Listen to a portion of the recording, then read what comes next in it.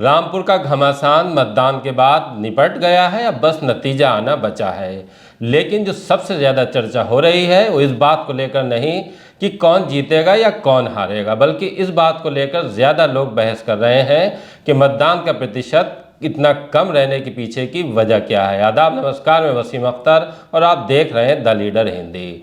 UP की 3 सीटों पर उपचुनाव कराया गया है। मतदान एक दिन पहले निपट गया है और अब एक दिन बाद मतगणना होनी है। लेकिन उससे पहले अगर हम बात करें तो खतौली, मैनपुरी और रामपुर को लेकर जिस तरह के नतीजे की बात हो रही है वो एकदम साफ है।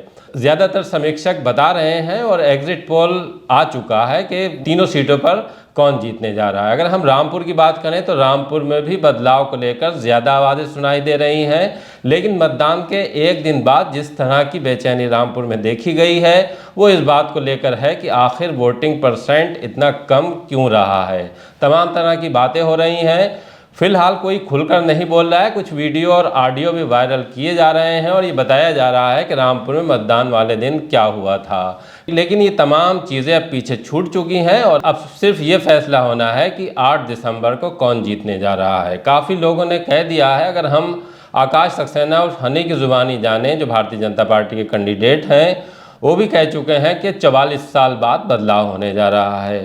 चल रहा है सब और रामपुर में बदलाव की स्थिति है। अगर हम बेगम नूर बानो को सुने, बेगम नूर बानो रामपुर से पूर्व सांसद हैं कांग्रेस की, नवाब खानदान की वो बहू हैं। मिक्की मियां रामपुर में जो लंबे समय तक सांसद रहे हैं वो उनकी पत्नी हैं। कांग्रेस का संचालन केंद्र रामपुर में जो नूर महल है, बेगम नूर बानो उस नूर महल की कर्ता धर्ता हैं। हालांकि उनके बेटे नवाब कादिम अली खान उर्फ नवेद मियां सामने आ चुके हैं। वो भारतीय जनता पार्टी के साथ चले गए थे इस चुनाव में। उन्होंने खुलकर आकाश सक्सेना उर्फ हनी की हिमायत की थी। लेकिन बेगम नूर बानो की तरफ से ऐसा कोई बयान नहीं आया था कि वो चुनाव में किसकी तरफ हैं। उन्हें लेकर तमाम तरह के कयास भी लगाए जा रहे थे। और नूर महल की तरफ से अगर हम नवेद मियां की बात करें तो उनका कहना था कि बेगम साहिबा की तबीयत ठीक नहीं है, वो बीमार हैं, इस वजह से दिखाई नहीं दे रही हैं। लेकिन बेगम नूर बानो दिखाई दी हैं और उनसे ये सवाल भी हुआ है कि रामपुर में क्या होने जा रहा है, क्या 44 साल बाद बदलाव हो रहा है। इस पर वो बहुत खूबसूरत जवाब देकर निकली हैं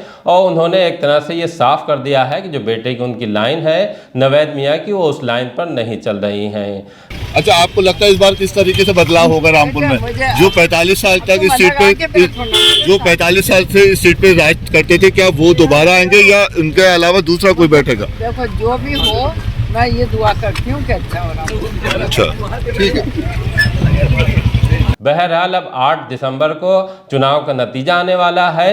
लेकिन उससे पहले सुगबुगाहट इस बात को लेकर भी हो रही है कि ये मामला भी कोर्ट जाएगा। अगर हम बात करें, रामपुर के एक अधिवक्ता हैं जो कांग्रेस के प्रवक्ता भी हैं, उन्होंने ये कह दिया है कि जिस तरह से रामपुर में चुनाव हुआ है वो ठीक नहीं है और इसके खिलाफ वो सुप्रीम कोर्ट में रिट दाखिल करेंगे। उन्होंने क्या कहा है ये उन्हीं की जुबानी सुनिए। आदाब साथियों, मैं Suleman Mohammad Khan, advocate, supreme court आपसे मुखातिब हूँ। कल जो रामपुर विधानसभा में बाई इलेक्शन हुआ, मैं एक PIL फाइल करने की सोच रहा हूँ सुप्रीम कोर्ट में।